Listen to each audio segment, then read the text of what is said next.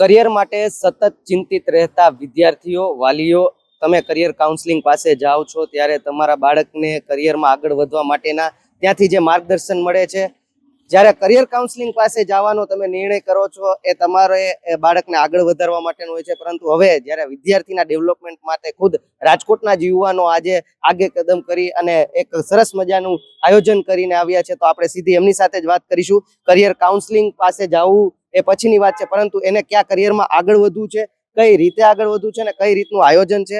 મારી સાથે અત્યારે રાજકોટના યુવાઓ જોડાઈ ગયા છે, આપણે એમની સાથે વાત કરીશું. શું નામ છે તમારું?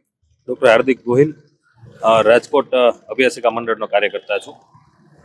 આવનાર 22 ફેબ્રુઆરીના રોજ પીડી માલવિયા કોલેજ ખાતે એક સાયકોલોજીકલ ટેસ્ટનું આયોજન કરેલું છે, જેમાં ઇક્યુ, આઈક્યુ અને એસક્યુ ના સાયકોલોજીકલ ક્વેશ્ચન હશે.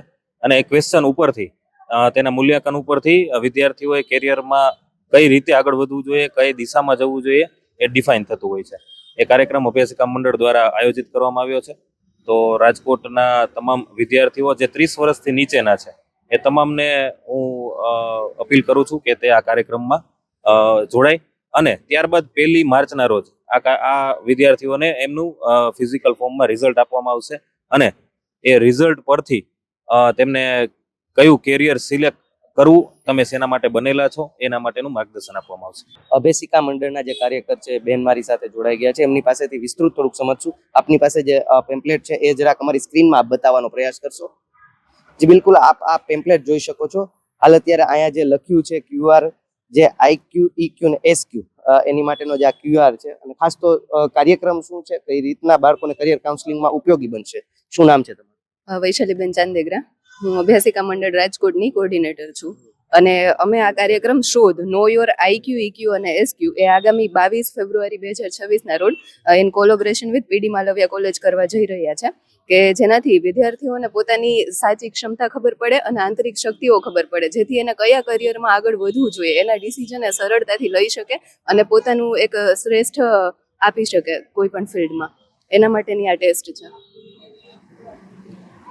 આપની પાસે હું જાણવા માંગીશ કે કયા ઉંમરના વિદ્યાર્થીઓ આમાં આવી શકે, અથવા તો કયા ધોરણના વિદ્યાર્થીઓ આમાં આવશે અને એને એક સચોટ માર્ગદર્શન મળશે.